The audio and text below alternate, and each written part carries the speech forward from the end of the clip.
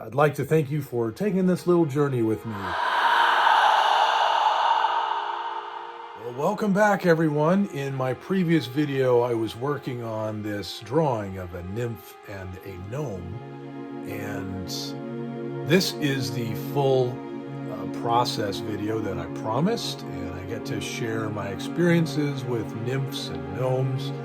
Not too much experience with gnomes, so it was great learning about them. But anyways, I was basically doing an ink illustration and then adding coffee stains, and I love how this little piece turned out. It was a really nice little surprise, and I always love when that happens. Anyway, keep this short. Let's go find these two. And this is going to be two challenges at once. A nymph and a gnome. It's always exciting to be participating in February and really to just dive into a challenge. It forces you to find things in yourself. In my case, year after year. You are not the same artist you were in the days prior to it, but especially if you go from the first of the month to the end of the month. You submerge yourself in a medium, preferably one that isn't totally like your comfort zone, or if it is, you really push yourself in it. And I can't stop blissing out over all the changes, the journey, if you can make that happen. Anyways, this one is going to be ink and coffee stains. Of course, I'm starting with a pencil sketch, as I really want to make sure that I've got everything paced right, because I'll tell you, when you're doing an ink illustration, there's nothing like when something gets a little screwed up and you can't go back on it, and you've just got this whole thing to make do with. And if you do this planning stage right, you don't really have to worry about that. Because when everything is going right and you're just kind of being present moment to moment, there's something really exhilarating. It's like something takes you over. And this ink drawing is just, it's almost like it's drawing itself. But there's a feeling of a high wire act, because it feels like you're going faster, but you could just fall off at any moment. You could really screw up a line. You could screw up this character's skin with the wrong shading, or you could think of something that you really want to put there and now you can't. I think that's one of the things that doing inks and watercolor really kind of helped me, I think, just respect a lot of the real estate. I think that, I am in awe of oil painters. I envy them, and one day I'll get there. But I think that an oil painter has a luxury of just always being able to go back and change stuff. And in a different way, so does an acrylic painter, because you can just layer and you can paint over stuff. Acrylics dry within about 20 minutes, so you can just paint over something if you don't like it. But ink is forever. And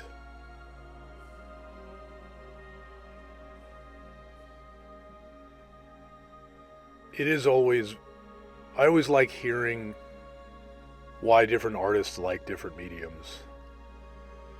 It just brings me back to being human and how beautiful it is to be a human making art, to be a human picking the kind of art you want to make, the kind of medium, and how that medium just keeps being there for you. And its role in helping you tell the stories that you want to tell. And art is telling stories. That is giving us a direct line to our first ancestors who looked at the world and had a little something to say about it. Who looked at their condition, what it means to be human. So this nymph is, as you can see, she's got a garland. Definitely my nod to the Greeks, who just have arguably the most captivating mythology.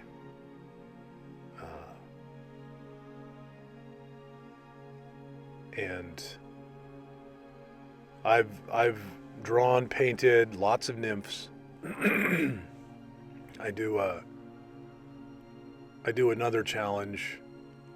Not always, but I try. But Nymphember. So after October, Drawloween, Inktober, if I've got the if I've still got the moxie, if I'm not just obliterated by then, I really just go and find some nymphs. But you'd think I'd always be doing that every November. I mean, nymphs they're gorgeous. But I was pretty excited when I first saw this challenge for this year's February that Brett Manning had included a nymph in there. And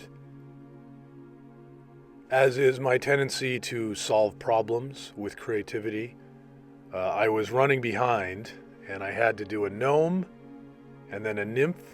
And of course, I was thinking how this could be a real kismet. The nymph is a nature spirit, and a female nature spirit, and a gnome is basically a masculine earth spirit. One is Greek and one is, I believe gnomes are Swiss and Germanic. But then I thought, hey, let's put them coexisting. Excuse me. And where would they coexist? I think it would have to be in the woods. Gnomes can come up and hang out there. I mean, they love earth. Gnomes tend to be in underground places. That's why you probably won't see them. You'll probably see a nymph before you see a gnome, because they're much more into caves and mining, and that's where they thrive. But I couldn't see a nymph going down into a cave. It would just, I don't know, maybe be kind of strange. But who knows, maybe there is a nymph of the cave. There are nymphs of all kinds. There are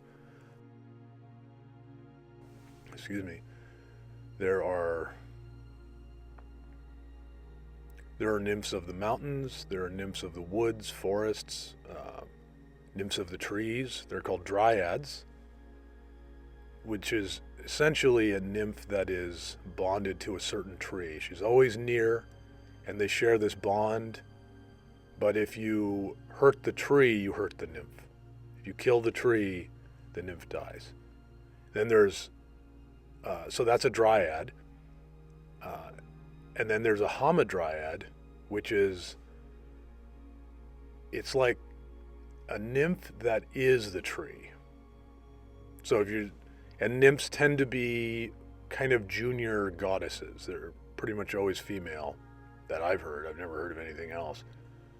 But they're always, young and beautiful. I think that there's kind of a promiscuous side to them. I mean, we are talking about the Greeks here, so, there's a bit of sensuality and, a bit of like a libertine side. And that is the term nympho. The nymphomaniac comes from nymphs because of that quality, if I'm not mistaken. But I think it is really I always love when I'm going out in nature and I learn about the different folklore and mythologies of the worlds, the histories, different peoples, and as if I couldn't appreciate nature enough, it is kind of a beautiful thing to envision. Oh, look at all these flowers here. They're so beautiful with all their different blossoms and their different colors and the perfumes that they're giving out. And just to think, the Antausai, if I'm saying that right, which are the nymphs of the flowers. There's a nymph for every flower. And she is watching over that flower. She is even influencing the right time to pick the flower so that the flower can bring its destiny to bloom romance or something beautiful like that, or to make someone happy in the hospital, or to let someone know that someone is thinking of them, or, these are all just beautiful destinies of a flower. And there's a nymph that lives for that. I think this is all great for instilling wonder. And I think wonder is very important. It's great for the brain, it's great for the heart. I think it's great for the overall neuroplasticity of the mind. Because I do think that all of us want to work on our neuroplasticity. If you're not constantly challenging yourself, if you're not experiencing moments of awe, then you're missing out on a lot of stuff. And I think sometimes it's just worth it, maybe just, if you were to YouTube or to Grok it or something, just, look up the benefits of awe or something. Like, just, I haven't done that, but I've read a bit about it, and I think it's very compelling. And of course, as someone who is making a lot of art, definitely sees the value of being in his own workspace for a huge part of the day. I am not here to say that there isn't a virtue in just breathing in your own world where there's no one around. I mean, that is a profound and introspective thing as well. But one thing I've learned as the years have gone by is that you got to be careful with introspection. You can have someone who is too introspective, guilty right here. And if you're not careful, you're just not going to go and get enough people into your life. And I will say that my life certainly always improved having people in it. And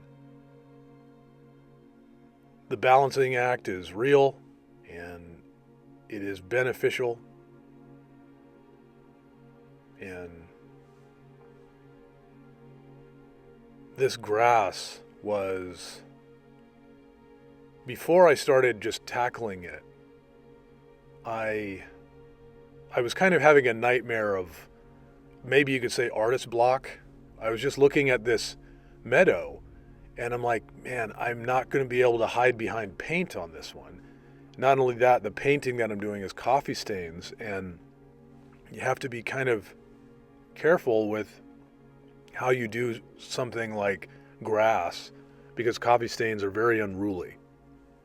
And in this piece, this is different from my previous one, which was that, bad fairy whose name I don't want to say. But that one was no ink at all. And I really had to try to define everything using the art of coffee stains. And it was exhilarating to do once it started coming together. And then with this one, I wanted to go completely different and get back to kind of a paint, almost like an Arthur Rackham type of style. But I'm looking at this little strip of grass that they're on, and I'm like, how am I going to make that a compelling texture here? I'm not sure exactly how I want to go for it. And you can see that there's still all these tufts of grass all over the place before I started filling the space in. I don't know if you see that on the left and the right side, like above the gnome's hat and near her knees. So those were all separate. And what I started doing was, and when you're doing ink, you want to be conservative. I started just going around and just doing little flecks that were not necessarily committed to one way of doing things, but I just kept doing them all over the place and scouting. And then I started doing more and more.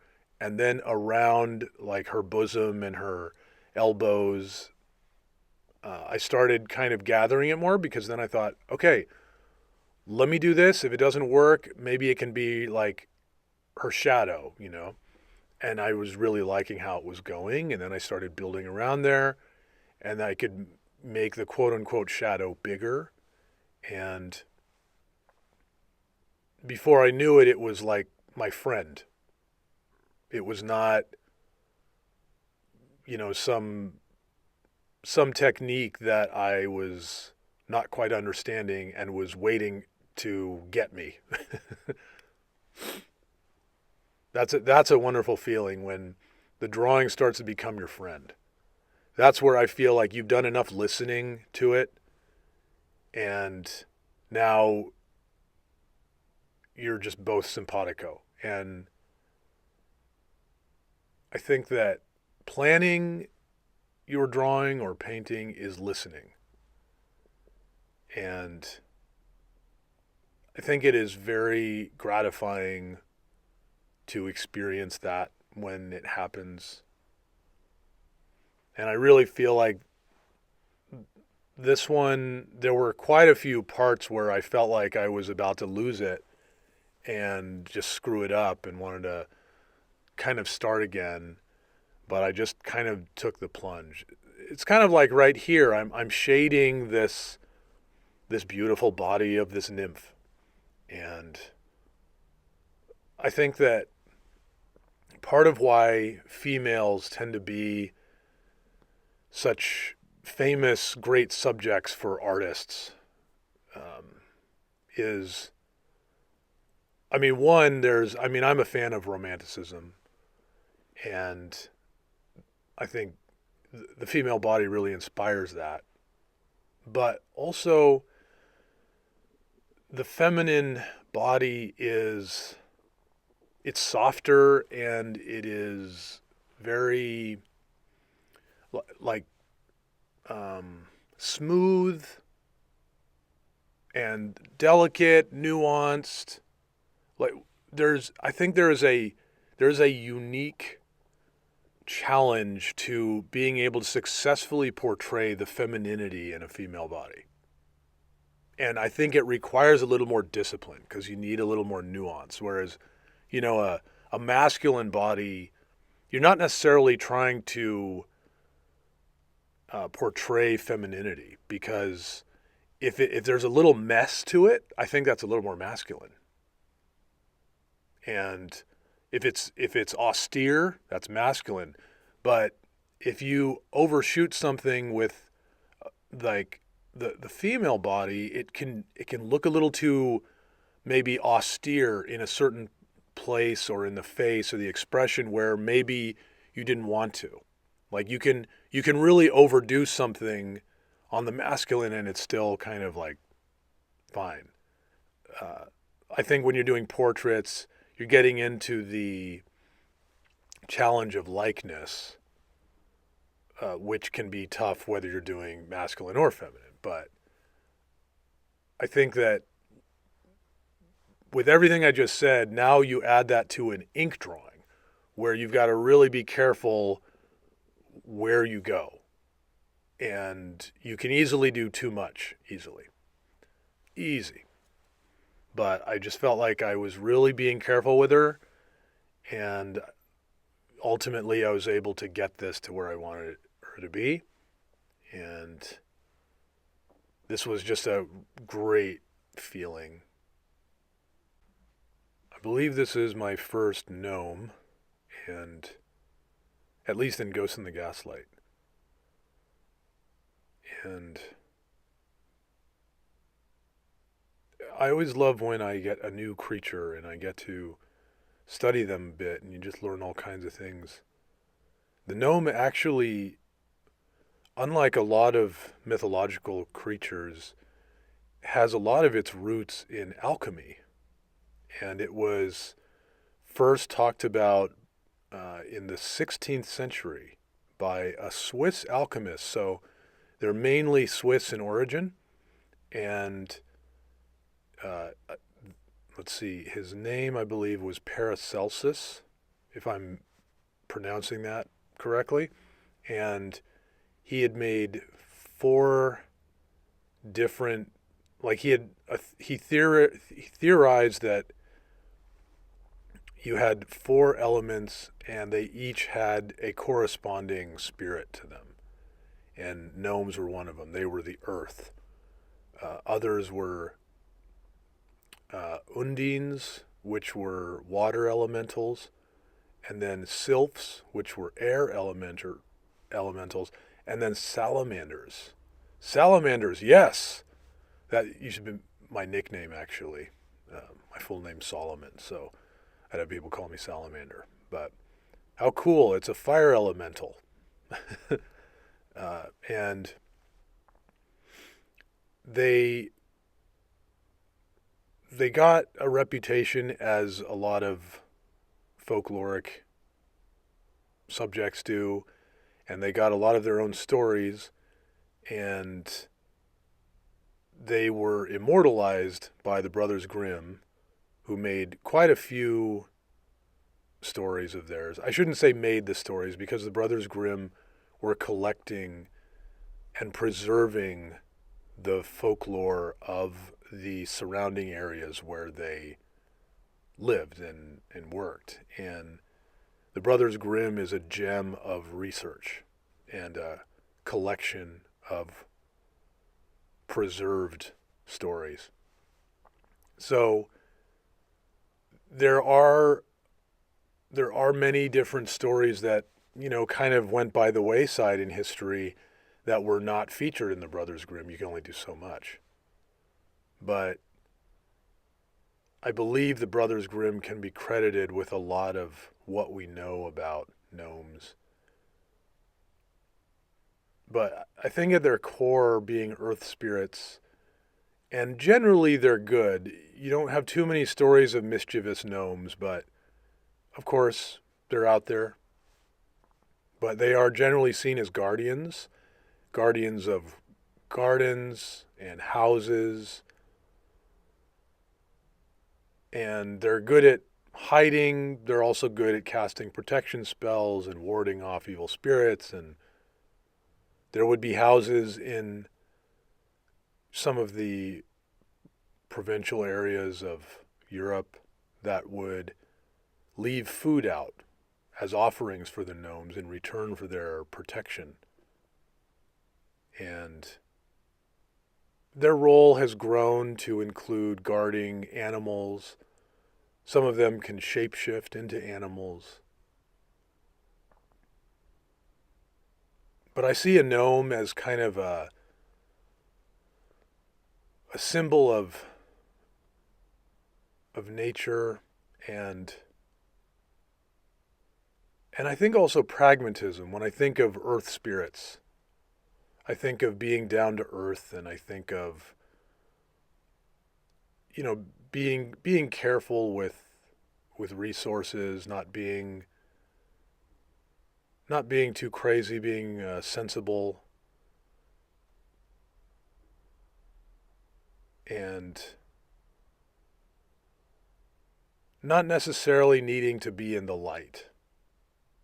Just being focused on your work. They're miners. They tend to go underground. That's usually where you find them. They're the little men who live underground, and they're constantly mining, and they love mining precious metals and gems.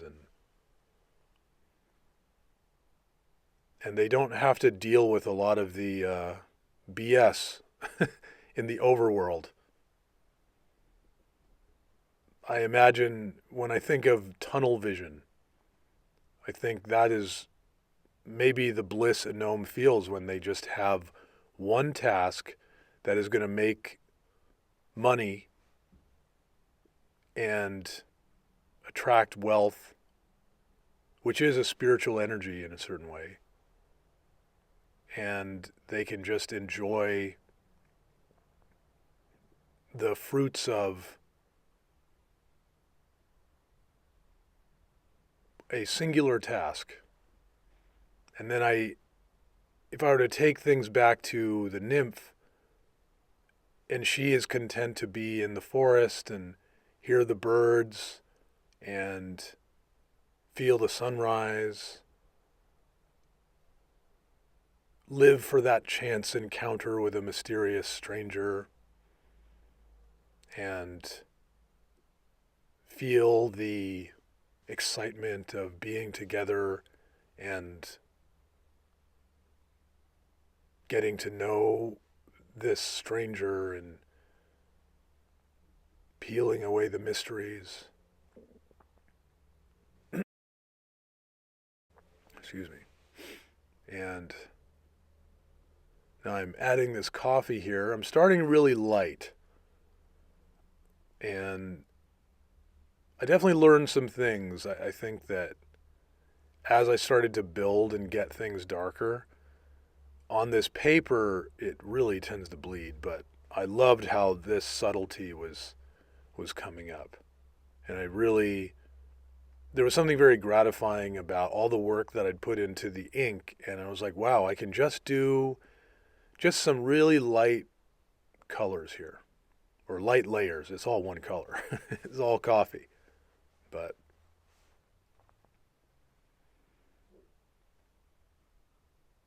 there is a bit of faith that you have to have when you're doing this, when you're combining this. If this was just going to be an ink drawing, I would have been doing some other texture for the air there, possibly. But I had to go, wait, I want to fill this in too, but I think this is a job for coffee.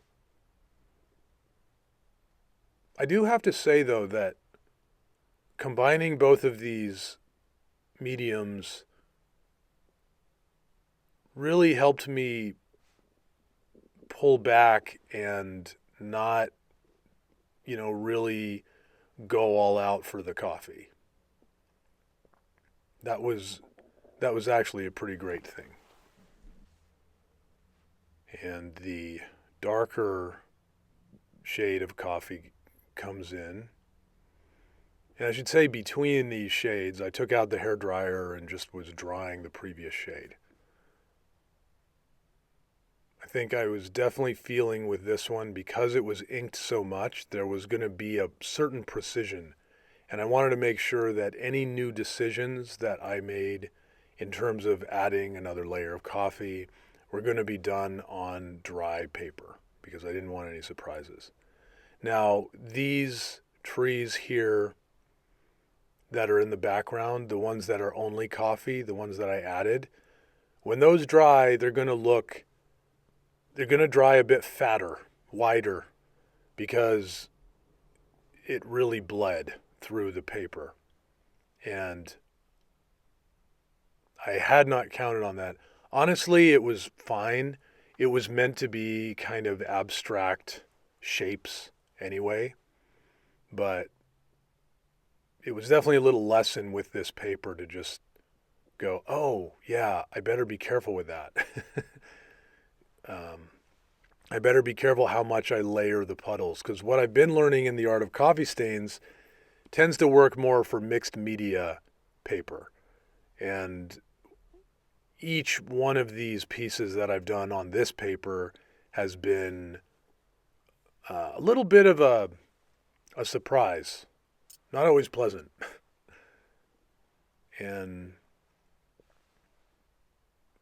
this,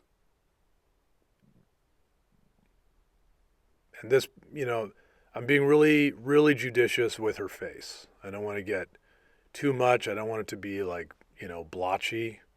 That would be really sad considering I've just worked on making sure that there's something almost, for lack of a better term, like untouched about her in a way.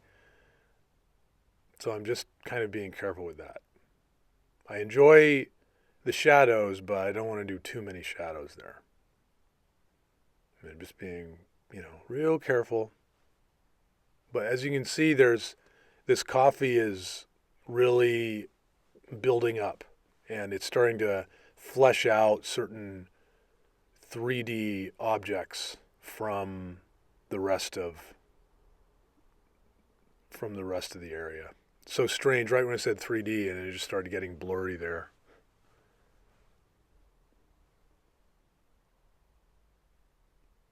So as this dries,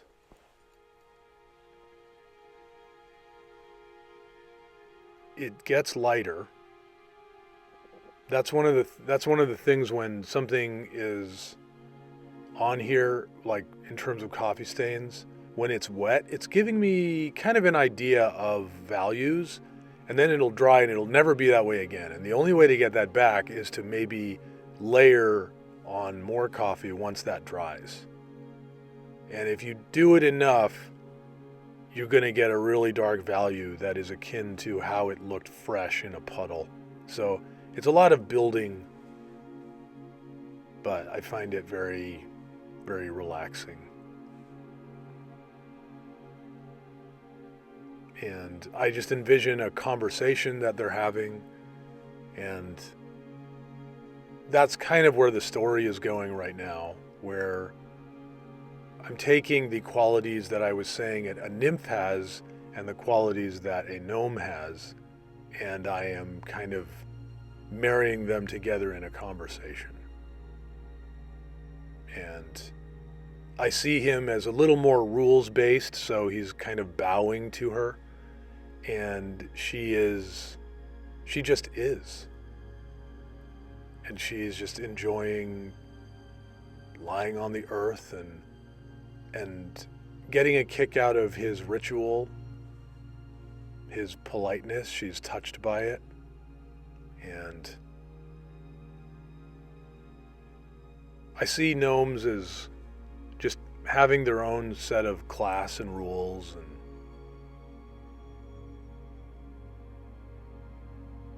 and charm. And then with these trees, I'm getting a little more into the stains now that the first layer is dry.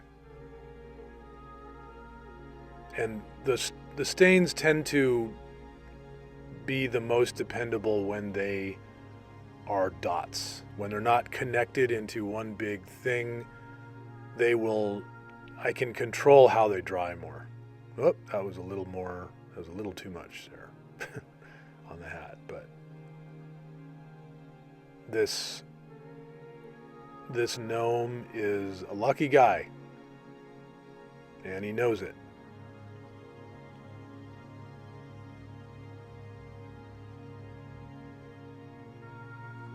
This is about that time where in a challenge,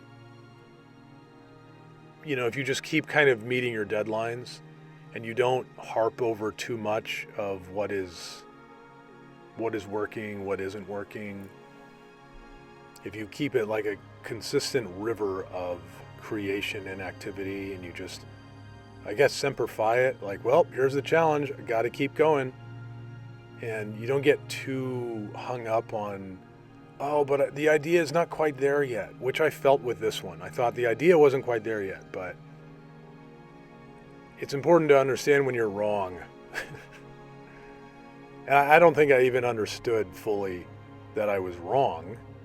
I just like, hey, I've been here before where I am on the precipice of overthinking this. Let me just do it. And if I screw up, I screw up. But I think 9 times out of 10, when you just go that way,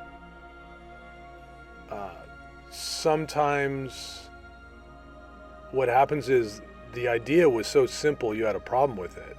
But when you have kind of a simple idea, sometimes you can vault on to the next step, which is maybe how to make a lot going on, or maybe how to make the image itself actually kind of complex with lots of different dynamics in it that you might not have done if you just sat and thought your way into the concept.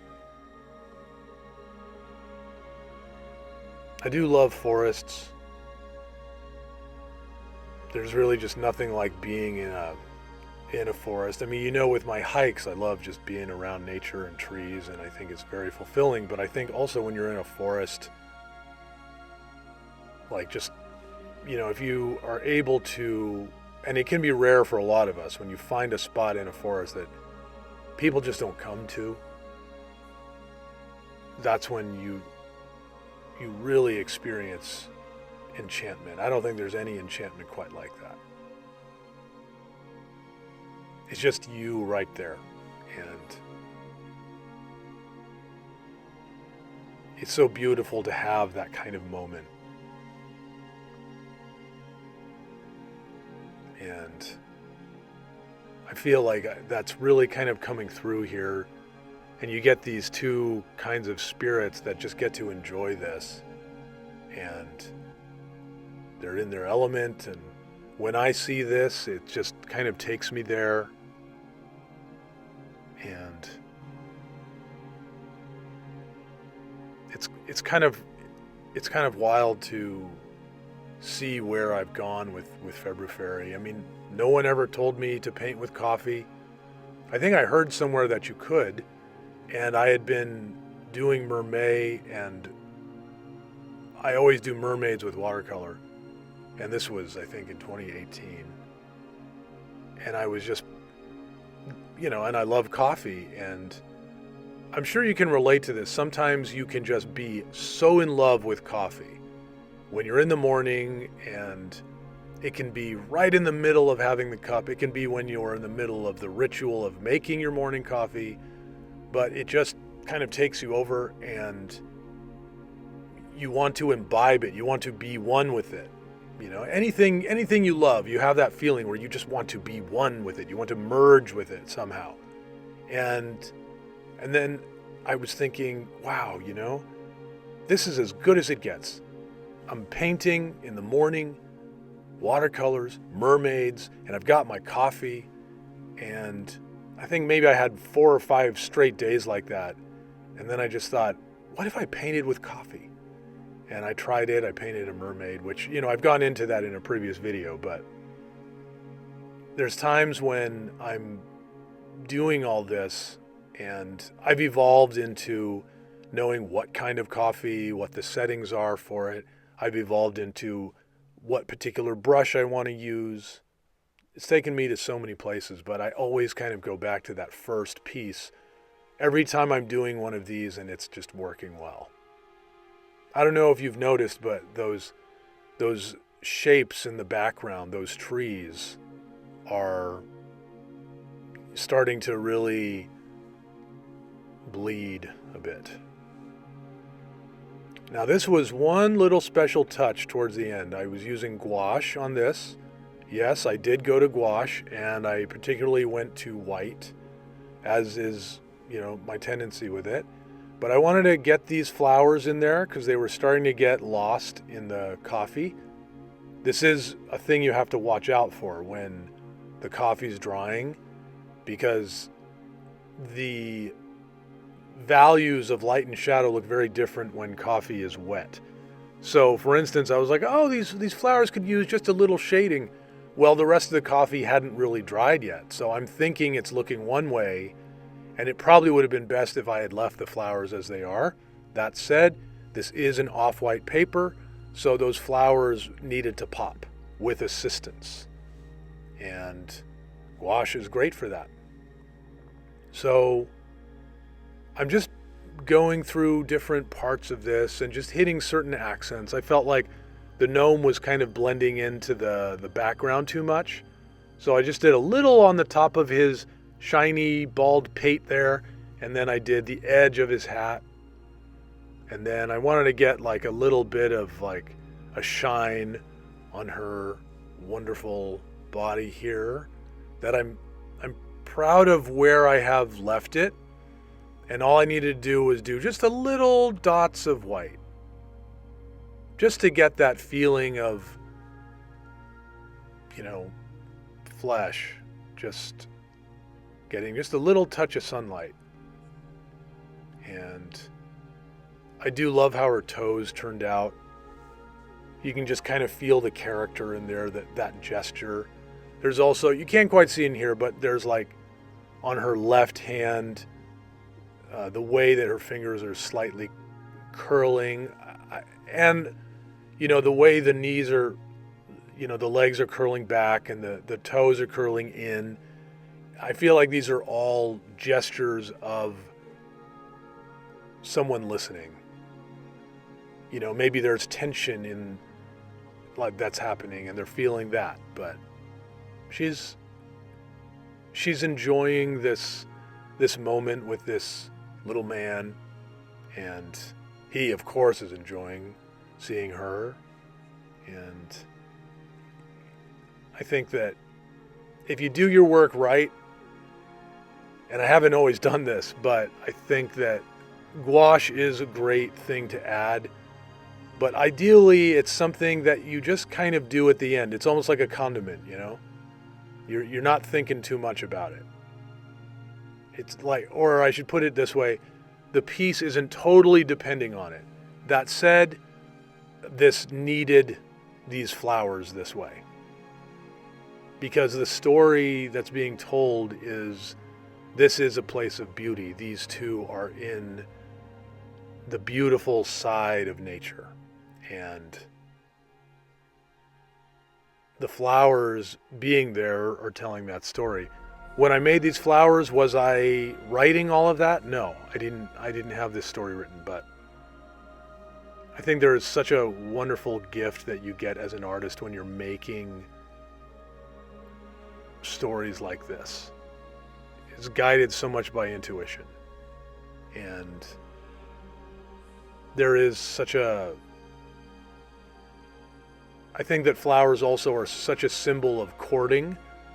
So you could say maybe he's attempting to court her, or maybe they're just friends and they're in this just beautiful place and you can just feel a touch of the feminine. It's like kind of her touch in a way.